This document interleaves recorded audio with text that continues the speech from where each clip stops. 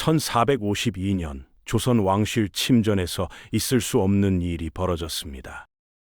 왕의 등에서 생수병 반개 분량의 고름이 쏟아진 겁니다. 그것도 한 나라를 다스리는 왕의 몸에서요. 조선의 27명 왕 중 무려 12명이 종기로 신음했고 그중 5명은 끝내 목숨을 잃었습니다. 지금 이 순간 편의점에서 몇천 원짜리 연고 하나면 해결될 작은 염증 하나가 한 왕조의 운명을 통째로 뒤흔든 겁니다.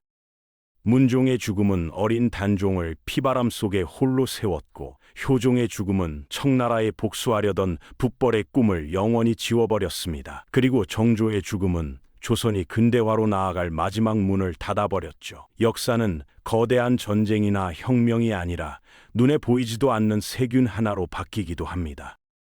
1449년 세자였던 문종의 등에 작은 점 하나가 생겼습니다. 대수롭지 않아 보였죠. 그런데 3년 뒤 왕이 된 문종의 등에는 무려 30cm 크기의 거대한 덩어리가 자리 잡고 있었습니다. 엄지손가락만 한 고름 주머니가 6개, 거기에 허리에도 또 다른 종기가 터지기 직전이었죠. 당시 최고의 어이였던 전순이가 침을 들었습니다. 조심스럽게 그러나 단호하게 종기를 터뜨리는 순간 피와 고름이 걷잡을 수 없이 쏟아졌습니다. 지켜보던 신하들은 숨을 멈췄고 문종은 끝내 회복하지 못했습니다. 향년 39세였습니다. 그런데 이상한 소문이 퍼지기 시작했습니다. 전순이가 종기에 해롭다는 꿩고기를 올렸다느니 침을 엉뚱한 곳에 놓았다느니 하는 수군거림이 조정 곳곳에 번졌죠. 암살 의혹이었습니다. 진실은 끝내 밝혀지지 않았지만 한 가지는 분명했습니다. 문종이 남긴 건 왕좌 하나와 야망 가득한 숙부들 앞에 홀로 선 12살 아이뿐이었다는 것입니다. 문종이 눈을 감자 12살 단종이 왕좌에 올랐습니다. 하지만 그 자리를 지키기엔 너무나 어린 나이였죠. 아버지가 살아 있었다면 달랐을 겁니다. 그러나 왕실에는 이미 야망을 숨기지 않는 숙부 수양대군이 버티고 있었습니다. 그는 기다렸다는 듯 움직였죠. 단종을 보필하던 충신 김종서를 비롯한 핵심 신하들이 하룻밤 사이에 피를 흘리며 쓰러졌습니다. 역사는 이것을 계유정난이라 부릅니다. 1453년의 일이었죠. 권력을 손에 쥔 수양대군은 결국 조카를 왕좌에서 끌어내렸고 단종은 강원도 산골 유배지로 쫓겨났습니다. 그리고 숙부가 보낸 사약을 받아야 했죠.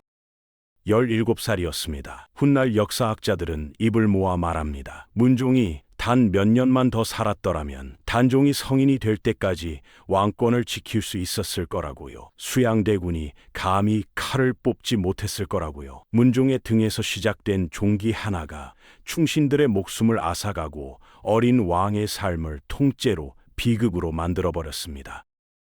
효종은 강한 왕이었습니다. 병자호란 때 청나라에 끌려가 8년을 인질로 살았던 치욕을 절대 잊지 않았죠. 왕이 된 뒤엔 직접 청룡 언월도를 휘두를 만큼 체력을 단련했고 군사력을 키우며 북벌을 준비했습니다. 그런 효종의 얼굴에 어느 날 좁쌀만한 종기가 하나 돋았습니다.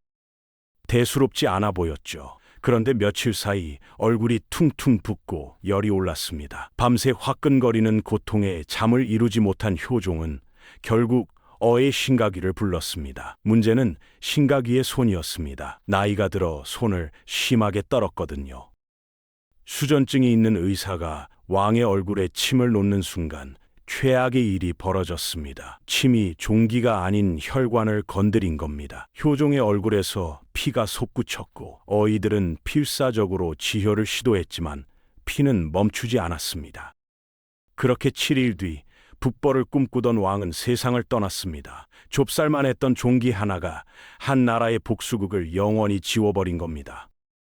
효종을 죽음으로 몰아넣은 어이 신가기는 조선 500년 역사상 유일하게 사형당한 어이로 기록됩니다. 그런데 이상한 점이 있었습니다. 실록에는 피의 양이 적었다고 기록되어 있는데 현장을 목격한 사람들은 피가 도무지 멈추지 않았다고 증언했거든요. 기록과 증언이 엇갈리자 조정 안팎에서 수군거림이 시작됐습니다.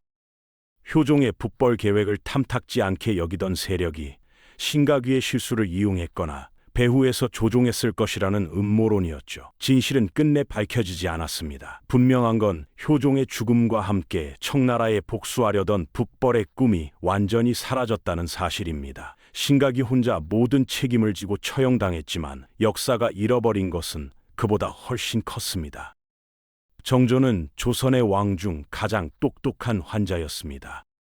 의학 지식이 어찌나 해박했던지 어이들과 직접 처방을 토론할 정도였죠. 그런데 그 정조가 즉위한 순간부터 25년 내내 종기와 싸워야 했습니다. 매년 여름만 되면 온몸에 종기가 돋았고 가을이 되어야 겨우 가라앉는 패턴이 반복됐습니다. 그리고 1800년 6월 마지막이 찾아왔습니다. 정조의 침전에서 지독한 피비린내가 진동했습니다. 등과 온몸의 종기가 한꺼번에 터지면서 이불이 피고름으로 붉게 물들었고 바닥까지 흘러내릴 정도였죠. 어이들은 문을 걸어 잠그고 뜨거운 탕치료에 수은까지 동원하며 필사적으로 매달렸습니다. 하지만 소용없었습니다. 종기가 처음 악화된 지 24일 만에 정조는 세상을 떠났습니다. 조선의 르네상스를 이끌던 왕이 25년을 버텨온 왕이 결국 피부 감염 하나를 이기지 못하고 쓰러진 겁니다.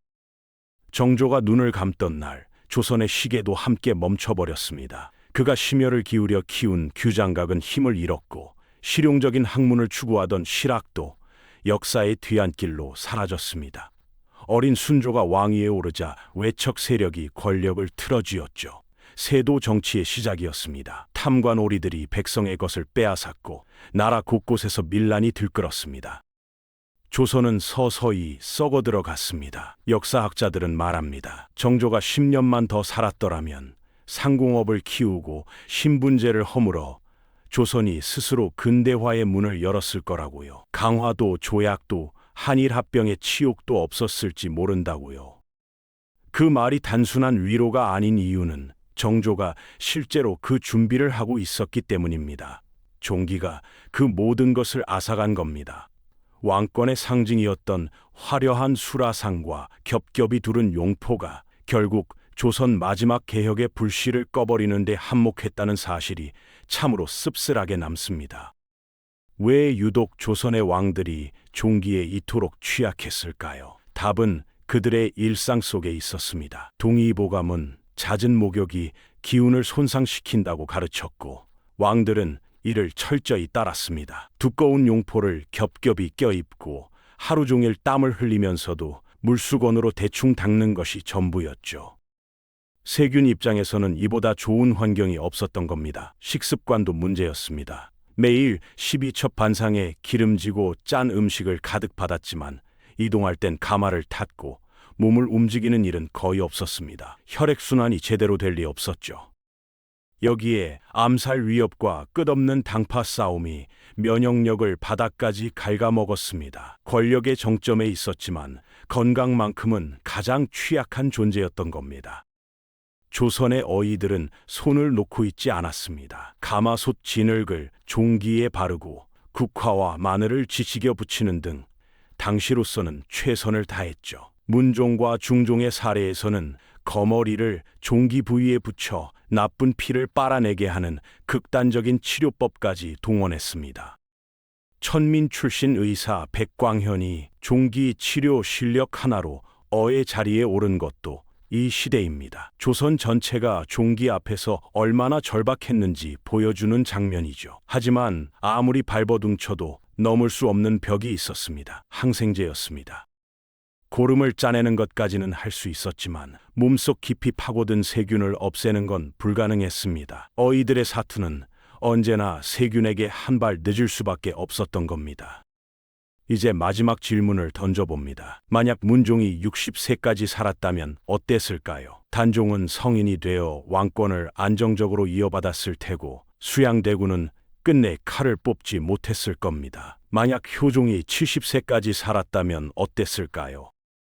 북벌을 통해 만주 일대의 판도가 바뀌었을지도 모르고 청나라와의 역학관계가 완전히 달라졌을 겁니다. 그리고 만약 정조가 장수했다면 어땠을까요? 서양 문물을 받아들이고 스스로 근대화의 문을 열어 강화도 조약도 한일합병도 없었을지 모릅니다. 역사의 만약은 언제나 공허하지만 이 세 가지 만약만큼은 단순한 상상이 아닙니다. 오늘날 몇천 원짜리 연고 하나면 해결될 작은 염증이 조선의 최고 권력자들을 쓰러뜨리고 한 민족의 운명을 바꿔버렸습니다. 역사는 거대한 이념이나 전쟁만으로 움직이지 않습니다. 때로는 눈에 보이지도 않는 세균 하나가 왕조의 운명을 결정짓기도 합니다. 조선 왕들의 종기가 남긴 교훈입니다. 조선 왕조 518년, 종기는 단순한 피부병이 아니었습니다. 시대의 전환점마다 나타나 역사의 물줄기를 바꿔놓은 변수였죠. 오늘날 우리가 당연하게 누리는 항생제 한 알, 연고 한 통이 과거에는 왕들조차 가질 수 없었던 것이었습니다. 작은 것을 소홀히 했을 때 얼마나 거대한 결과가 찾아오는지 조선 왕들의 종기는 그것을 생생하게 보여줍니다. 보이지 않는 세균 하나가 왕조의 운명을 흔들었듯 건강을 지키는 일은 결코 사소하지 않습니다.